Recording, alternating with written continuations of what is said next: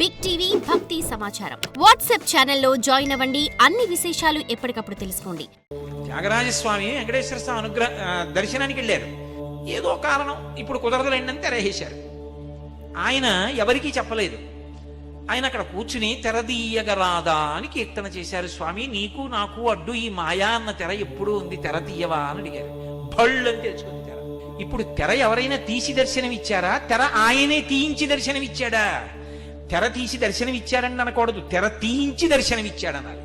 నువ్వు పాడిన సుప్రభాతానికి ఆయన అనుగ్రహించాడు. ఆ భావన లేనప్పుడు ఎన్ని మాటలు సుప్రభాతానికి అడితే నీకు మనసులో ఆ పండిన అనుభూతి కలుగుతుంది. వాడు ఉన్నాడు అన్న భావన నీకుంటే మళ్ళీ వెనక్కి రండి. ఇదంతా ఎందుకు చెప్పానంటే, నీకు మనసిచ్చిన వాడు వాడే కాబట్టి వాడికి చెప్పు ఆ మాట. ఈశ్వర, శ్రద్ధ ఉండాలని మీరు చెప్పారు, దొంగతనం చెయ్యొద్దని చెప్పారు, పరమాద్భుతమైన ఈ శరీరాన్ని ఇచ్చారు, దీన్ని 7 ధాతువులతో కప్పారు. చర్మము, రక్తము, మాంసము, కొవ్వు, అస్థి, శుక్ల, మేధ. చర్మం మీద ఒక్క పిసరు ఇలా తొలగితే ఈగలు, దోమలు, చీమలు పట్టి పీకేస్తాయి, రక్తం కారిపోతుంది. ఎంత అద్భుతంగా పెట్టావయ్యా ఈశ్వర ఈ చర్మాన్ని. చిన్నప్పుడు నా చెయ్యంతున్నాను, అప్పుడు పెట్టిన చర్మం. ఆ తర్వాత 6 అడుగులు పెరిగాను. ఆ చర్మం సాగిపోవడంలో ఎక్కడా పట్టుని పగిలిపోలేదు, అలా అందంగా సాగిపోయింది. అంతేగాని పెరుగుతున్నాడని బయట నుంచి చర్మం తెచ్చి అతికించలేదు ఎవరు. ఎంత గొప్పగా పెంచావయ్యా ఈ శరీరాన్ని. 10 గోళ్లు సమానంగా పెరుగుతాయా? వెంట్రుకలన్నీ సమానంగా పెరుగుతాయా? ఆకలేస్తే లోపల మంట పెడుతుందా? దాహం వేస్తే నీళ్లు కావాలని అడుగుతుందా? కడుపు నిండిపోతే త్రేణు పొచ్చి ఇంక చాలే లోపల పొయ్యకని చెప్తున్నావా? నిద్రపోతే ఊపిరి తీస్తున్నావా? ఈశ్వరా, నీకు నేనేమిచ్చి నీకు ఉపకారానికి రుణం తీర్చుకోను. అందుకే అసలు దొంగతనాల కల్లా పెద్ద దొంగ ఎవరో తెలుసా అండి? దొంగతనాలు చేసేవారికి నాయకుడు ఎవరంటే పరమేశ్వరుడు. ఇదేమిటండి మళ్ళీ మీరు ఇలా అంటారంటారేమో. నేనంటలేదు, వేదం అంది. తస్కరాణాం పతయే నమో నమో అందా లేదా? ఎవరు దొంగ? మనకి తెలియకుండా చేసినవాడు దొంగ. ఎత్తుకుపోయాడో ఇచ్చాడో ఏది చేసినా దొంగతనం. ఎవడో తెచ్చి మా వీధిలో ఓ బియ్యం బస్తా పెట్టిపోయాడు. ఎవరు పెట్టారు ఎవరు పెట్టారు ఎవరు పెట్టారు ఎవ్వరికీ తెలియదు. పోనీ పక్క వాళ్ళ కోసం పెట్టాడేమో అనుకుందామంటే, చాగంటి కోటేశ్వరరావు గారి కొరకు అని రాసి అక్కడ బియ్యం బస్తా పెట్టాడు. అనుగ్రహించాడు ఈశ్వరుడు అండి. తాడేపల్లి రాఘవనారాయణ శాస్త్రి గారు తెల్లవారితే శారదా నవరాత్రులు, బియ్యం గింజలేదు, ఏం చేయాలి? ఆయన కూర్చుని లలితామ్మవారి ముందు కూర్చుని ధ్యానం చేస్తున్నారు. రాత్రి ఎదురుగుండా రైస్ మిల్, మీరు ఇప్పటికీ వెళ్ళి చూడొచ్చు. ఎక్కడి నుంచో పెద్ద బండి వచ్చింది. తాడేపల్లి రాఘవనారాయణ శాస్త్రి గారు ఇల్లు ఎక్కడ అన్నాడు. అదే ఇల్లు అన్నారు ఆ రైస్ మిల్లో. ఈ బండిలో బియ్యం, పప్పులు, ఉప్పులు, మిరపకాయలు, చింతపండు అన్ని పంపించారు. ఎవరు పంపించారు? ఎవరో పంపించారు లేవయా. ఏదో ఊళ్ళో ఉన్నారు. శారదా నవరాత్రులకి ఆయన నిర్వహించడానికి కావలసిన సంబారాలన్నీ ఇచ్చారు. తలుపేసింది, రేపు పొద్దున్న కాస్త ఇచ్చేయండి, మీ బండి దింపేస్తాం తొందరగా వెళ్ళిపోవాలని. ఇవి తాడేపల్లి రాఘవనారాయణ శాస్త్రి గారు శారదా నవరాత్రులు చేయడానికే ఇచ్చారు, ఆయన కోసం కాదు. ఆయనకంటే ఆయన పుచ్చుకోరు, అందుకే ఇచ్చారని చెప్పండి, రేపు ఇచ్చేసేయండి అని చెప్పి వెళ్ళిపోయాడు బండి వేసుకుని. ఎవరు పట్టుకొచ్చి ఇచ్చారు? తెలియదు. తెలియకుండా ఇచ్చిన దొంగే కదూ. ఆయన ఎవరో తెలియదు, ఎప్పుడు చెప్పడం. తెలియకుండా పట్టుకుపోయిన దొంగే కదూ. నాకు తెలియకుండా నాలో కూర్చుని నా ఊపిరి తీస్తున్నావా? అది తీసి విడిచిపెట్టబట్టే కదూ బాగున్నారా బాగున్నారా బాగున్నారా అని అడుగుతున్నారు.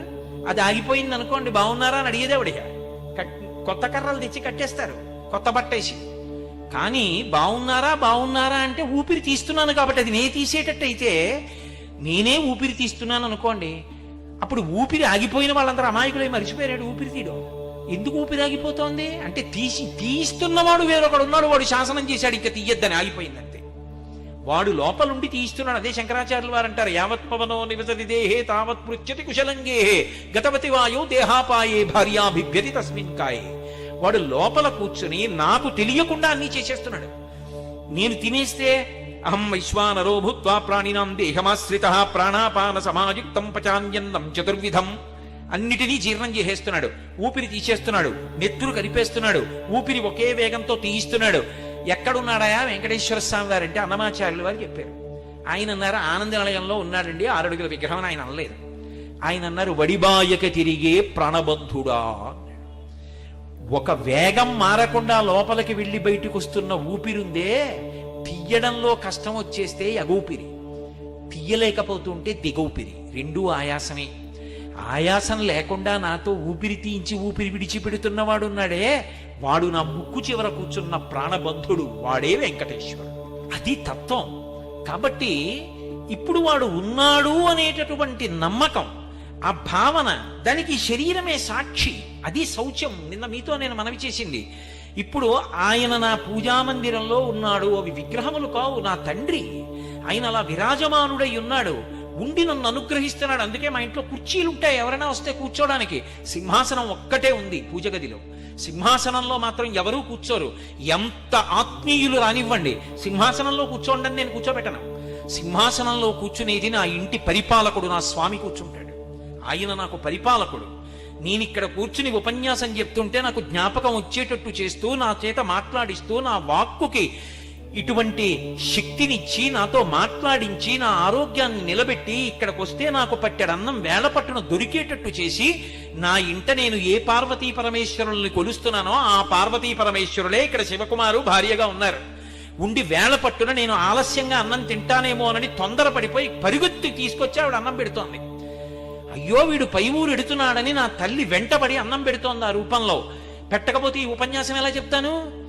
కాబట్టి వాళ్ళు పరిపాలకులు. నన్ను ఎప్పుడు నా యోగక్షేమాలు చూస్తూ ఉంటారు వాళ్ళిద్దరూ. వాళ్ళు ఉన్నారన్న నమ్మకం నాకుంటే, స్వామి నాకు ఈ దొంగ బుద్ధి పోవట్లేదయా, మళ్ళీ వెనక్కి రండి, నాకు ఈ దొంగ బుద్ధి పోవట్లేదు, నువ్విచ్చావు మనస్సు, నువ్విచ్చావు బుద్ధి, నువ్విచ్చావు శాస్త్రం, నువ్విచ్చావు గురువుని, కానీ పూనిక కలగట్లా, ఏదో దొంగతనం చేయాలనిపిస్తుంది. ఏమిటో ఈ పిచ్చి నాకు అర్థం కాదు, తెలుసు అది చేస్తే పాడైపోతానని, కానీ చేయకుండా ఉండలేకపోతున్నాను. ఈశ్వర నాకు ఈ దొంగ బుద్ధి పోగొట్టవయ్యా అని మనసు విప్పి వాడితో మాట్లాడాలి. అలా మాట్లాడితే మీ బలహీనతని వాడికి చెప్తే శరణాగతి చేశారంటారు. అది శరణాగతి. నయ్యితి నయ్యితి నయ్యితి అన్న సాధనా మార్గం ఎక్కడికి వెడుతుందో శరణాగతి మార్గం అక్కడికే వెడుతుంది. అందుకే శరణాగతి అంత తేలిక కాదు. ఈశ్వరుడితో బలహీనత చెప్తారు, చెప్తే శరణాగతి అవుతుంది. అందుకే చూడండి, ధూర్జటి చెప్తాడు పరమశివుడితోటి, తమకంబొప్ప పరంగనాజనుల పరద్రవ్యంబులన్ మృత్యులింగ మహోద్యోగము చేయునెం మనము, దానింబట్టి వైరగ్య పాశంబులం చుట్టి బిగించి నీ చరణస్తంభంబునన్ కట్టివైచి ముదంబెన్నడు కల్గజేయగదవో శ్రీకాళహస్తీశ్వర అన్నాడు. దొంగతనం మీదే మాట్లాడాడు. ఈశ్వర నా మనసు ఒక పెద్ద దొంగ, నువ్వు పరిపాలకుడవు.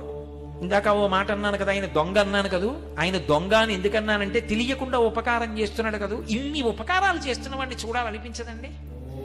ఎవడో జీవితంలో ఏమండి మీకు పాపం రైల్లో పెడితే అలిసిపోతారని విమానం టికెట్ పంపించారండి, దీని మీద ఎవరు పంపించారండి అంటే, ఎవరో బెంగళూరులో ఫలానా ఆయన ఇన్ని రైల్లో రావద్దని చెప్పండి, విమానంలో రమ్మనండి అని టికెట్ పంపించారండి అన్నారు అనుకోండి. నేను బెంగళూరు రాగానే ఏమంటాను? ఎవరండి అంత ప్రేమగా నాకు ఆ టికెట్ పంపించారు, ఎవరండి ఆయన? ఈయనేనండి అంటే పరమ ప్రేమతో, అయ్యా ఎంత ప్రేమ మీకు నా మీద అని అంటానా అన్నా. ఒక్క ఉపకారానికి ఆయన్ని చూస్తే నేను అంత సంతోషపడిపోతే, ఇన్ని ఉపకారాలు నిరంతరం చేస్తున్న భగవంతుడు కనపడకుండా ఉంటే దొంగలా, కనపడాలని నేను కోరుకుని పరిగెడితే తప్పుందా? వాడు ఎక్కడ దొరుకుతాడు? ఇక్కడ దొరకడు. పైన ఎక్కడ దొరుకుతాడు? ఇక పారిపోవడానికి అవకాశం లేకపోతే దొరుకుతాడు. నేను పరిగెడితే వాడు కనపడకుండా పరిగెడితే పరిగెత్తి ఎక్కడికెళ్ళి దాక్కోవాలి? ఏది కనపడితే అందులో దూరిపోతాడు. కాబట్టి ఆయన ఏం చేశాడు? గర్భాలయంలోకి దూరిపోయాడు. గర్భాలయానికి వెనక తలుపు ఉండదు.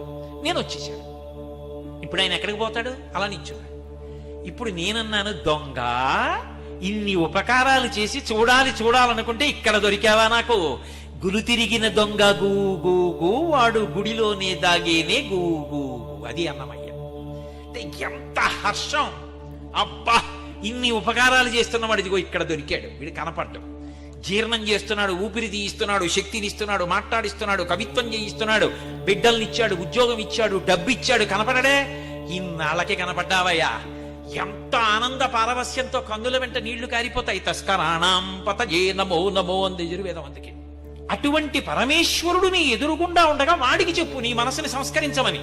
అందుకు చెప్పాడు ధూర్జటి, తమకంబొప్ప పరంగనాజనుల పరద్రవ్యంబులం మృత్యులింగ మహోద్యోగము చేయునెమ్మనము. మహోద్యోగం చేస్తోంది. ఎంత గొప్ప పని చేస్తోందో తెలుసా? నువ్వు ఇచ్చిన మనసు 2 దొంగతనాలు చేస్తుంటుంది. తమకంబొప్ప పరాంగనాజనుల పరద్రవ్యంబులన్, నా భార్య యందు నా కామ ఉంటే దోషం కాదు, పరకాంత కనపడితే నా కామము వారి యందు ప్రవర్తిస్తోంది. ఎంత తప్పు పని చేస్తోంది? దొంగ బుద్ధే కాదా? కాబట్టి దొంగ బుద్ధి నా మనసుది. పరద్రవ్యంబులన్, నాది కానిది పరుల ద్రవ్యాన్ని చూస్తే అది నాకు ఇస్తే బాగుండనిపిస్తోంది. దొంగ బుద్ధే కాదా? వాడు ఇవ్వకపోతే పట్టుకొచ్చేద్దాం అంటోంది, ఎలాగో అలా మోసగించి తెద్దామంటోంది. దొంగ బుద్ధే కాదా? పరాంగనా పరద్రవ్యంబులన్ మృత్యులింగ మహోద్యోగము చేయునెం మనము. నా మనసు ఇన్ని దొంగతనాలు చేస్తోంది. చెప్పేశానుగా దొంగతనం అని. దొంగని పట్టుకొచ్చి నీకు అప్పచెప్పానుగా. నువ్వు రాజువి, రాజశేఖరుడివి, నువ్వు చంద్రుణ్ణి ధరించిన వాడివి. శివ, నువ్వేం చెయ్యాలి? దొంగని పట్టుకెళ్ళి ప్రభువుకు అప్పచెప్తే స్తంభానికి కట్టేస్తాడు. కట్టేయి నా మనసుని. బయట స్తంభాలకొద్దు, నీ చరణ స్తంభంబునన్ కట్టి వైచి నీ కాళ్ళు అన్న స్తంభాలకి కట్టేయి మనసుని. నీ చరణ స్తంభంబునన్ కట్టి వేస్తే ఈ దొంగ బుద్ధి పోతుంది. ముదంబెన్నడు కల్గజేయగదవో, నీ పాదాలు పట్టుకుంటే ఆ దొంగ బుద్ధి పోయి మనసుకి కలగవలసిన సంతోషం కలుగుతుంది. ముదంబెన్నడు కల్గజేయగదవో శ్రీకాళహస్తీశ్వర. ఎవరికి చెప్పాడు ఇప్పుడు దూర్జటి? ఊళ్ళో వాళ్ళకి చెప్పలేదు, కాళహస్తీశ్వరుడికి చెప్పాడు. దాపరికం లేకుండా చెప్పాడు. కాళహస్తీశ్వర శతకం ఏమి శతకం అంటే అది నిజంగా. రోషీరో యదు కామినీ జనుల తారుణ్యోరు సౌఖ్యంబులన్ బాసీబాయద పుత్ర మిత్రధన సంపద్భ్రాంతి వాంఛాలతల్ కోశీకోయదు నామనంబకట నీకున్ ప్రీతిగా సత్క్రియల్ చేసి చేయదు దీని తుళ్ళనచవే శ్రీకాళహస్తీశ్వర. కాసేపు మంచి బుద్ధి పొందినట్టుగా ఉంటుంది. ఏమిటి సౌఖ్యాలు, ఏమిటి స్త్రీ సౌఖ్యం, ఎన్ని మాటలు అనుభవించాను, ఏడే పిచ్చి అంటుంది.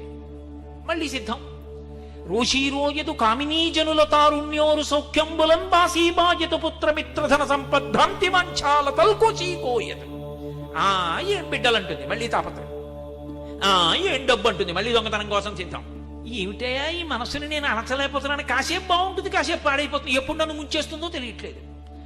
కాబట్టి దీని తుళ్ళనచవే శ్రీకాళహస్తీశ్వర. దీని తుళ్ళు, దీని అల్లరి అణిచి ఇచ్చినవాడి నువ్వు కాబట్టి నీ మాట వింటుంది. తొక్కిపెట్టు. ఇంకా దూర్జటి నా మనసుని నువ్వు కట్టన్నాడు. అసలు శంకరాచార్యులు వారు శివానందలహరిలో చేసిన శ్లోకం పరమాద్భుతం. మా గురువుగారు అస్తమానం నాతో చెప్పుకు మురిసిపోతుంటారు. ఒరే, ఈ శ్లోకం భారతీ తీర్థ మహాస్వామి వారి దగ్గర చదివానురా. చదివితే ఇలా అన్నారా అంటే తప్పు చెప్పానేమో అని అనుకుని ఆగిపోయాను. ఆయన మళ్ళీ పిలిచి చెప్పమన్నారా. ఈ శ్లోకం మళ్ళీ గట్టిగా చెప్పాను. ఆయన పొంగిపోయి ఓ లోపల నుంచి శృంగేరి ఉత్తరీయం తెప్పించి నాకు కప్పించారా అని ఆయన ఇంటి గురించి కూడా అంత తాపత్రయపడరు. ఆ ఉత్తరీయం మాత్రం దాచుకుని అప్పుడప్పుడు చూపించి కళ్ళమ్మ నీళ్లు పెట్టి. అందుకే మీరు ఒకటి బాగా గమనించండి, అన్నిటికన్నా చాలా గొప్ప దానం ఏది అంటే ధర్మమునకు సంబంధించినటువంటి విషయములను లోకమునందు ప్రచారము చేయుట. మీరు ఇవాళ అన్నం పెట్టారనుకోండి, సాయంకాలానికి జీర్ణమైపోతుంది, మళ్ళీ ఆకలిస్తుంది. ఓ కంటికి శస్త్రచికిత్స చేయిస్తే కొన్నాళ్ళకి మళ్ళీ రెండో కంటిలో మసక ఏర్పడి శస్త్రచికిత్సకు సిద్ధం అవుతుంది. ఇవాళ జ్వరానికి ఔషధం ఇప్పిస్తే రేపు మళ్ళీ ఔషధాన్ని కోరుకుంటుంది. మీరు ధర్మం గురించి ఒక్క ప్రసంగం చేస్తే అధర్మ మార్గంలో వెడదామనుకున్నవాడు కూడా మానేస్తే వాడి వలన బాధపడవలసిన కొన్ని వందల మంది దాని నుంచి తప్పుకుంటారు. పైగా విని ఆచరించిన వాళ్ళందరూ ఉద్ధరణ పొందుతారు. అందుకే ప్రవచనానికన్నా ధర్మ ప్రచారం కన్నా గొప్పది లోకంలో ఇంకొకటి లేదు. అది ఆత్మోద్ధరణ హేతు. For more videos like this, subscribe Big TV channel.